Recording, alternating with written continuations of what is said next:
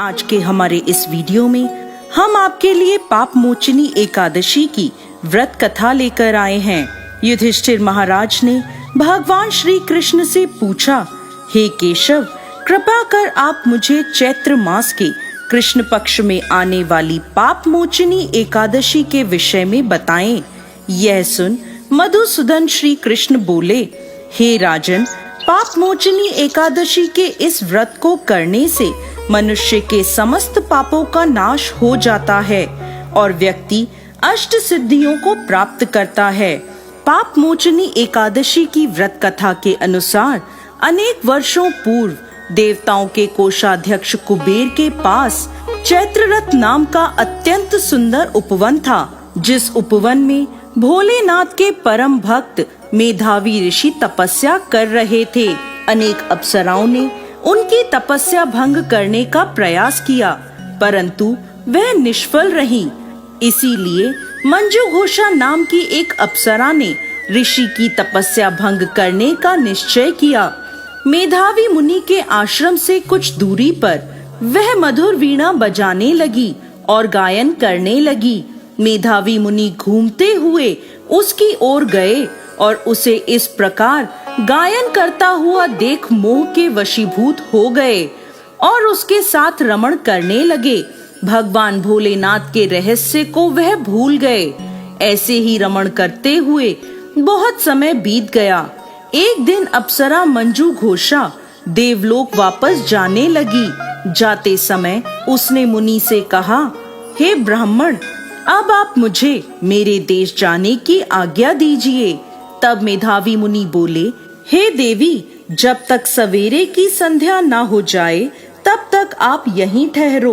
तब मंजू घोषा बोली, हे मुनिवर, अब तक न जाने कितनी संध्याएं चली गईं। मुझ पर कृपा कर आप बीते हुए समय का विचार कीजिए। तब मंजू घोषा की बात सुन मेधावी ऋषि ने बीते हुए समय का हिसाब लगाया। तब उन्हें पता चला कि उन्हें इस अप्सरा के साथ 57 वर्ष बीत गए हैं। मंजू घोषा को अपनी तपस्या का विनाश करने वाली जानकर मेधावी मुनि उस पर क्रोधित हो गए और उन्होंने उसे श्राप देते हुए कहा, पापिनी, तुमने मेरी कठोर तपस्या को नष्ट किया है। मैं तुम्हें श्राप देता हूँ कि तुम पिशाच योनि में चली जाओगी। मुनि के श्राप को सुनकर मंजू घोषा विनम्रता से बोली, हे मुनिवर, मैंने आपके साथ अनेकों वर्ष व्यतीत किए हैं, मुझ पर कृपा कीजिए। तब मेधावी मुनि बोले, क्या करूं?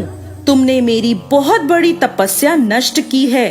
चैत्र कृष्ण पक्ष में जो शुभ एकादशी आती है उसका नाम पाप मोचनी एकादशी है। वह सभी पापों का नाश करने वाली है। हे सुंदरी, इस एकादशी का व्रत करने पर तुम्हें पिशाच योनि से मुक्ति मिल जाएगी। ऐसा कहकर मेधावी मुनि अपने पिता च्यवन मुनि के आश्रम में चले गए। उन्हें देखकर च्यवन मुनि ने पूछा, बेटा, यह क्या अनर्थ कर दिया? तुमने तो अपने पुण्यों का नाश कर दिया। तब मेधावी मुनि बोले, पिताजी, मैंने पाप किया है। कृपा कर कोई ऐसा प्रायश्चित बताएं जिससे मेरे पापों का नाश हो जाए। तब च्यवन मुनि ने कहा, चैत्र कृष्ण पक्ष की पाप मोचनी एकादशी का व्रत करने पर तुम्हारे पापों का नाश हो जाएगा। यह सुन मेधावी मुनि ने विधि पूर्वक पाप मोचनी एकादशी का अनुष्ठान किया, जिसके प्रभाव से उनका पाप नष्ट हो गया और वह तपस्या से परिपूर्ण हुए।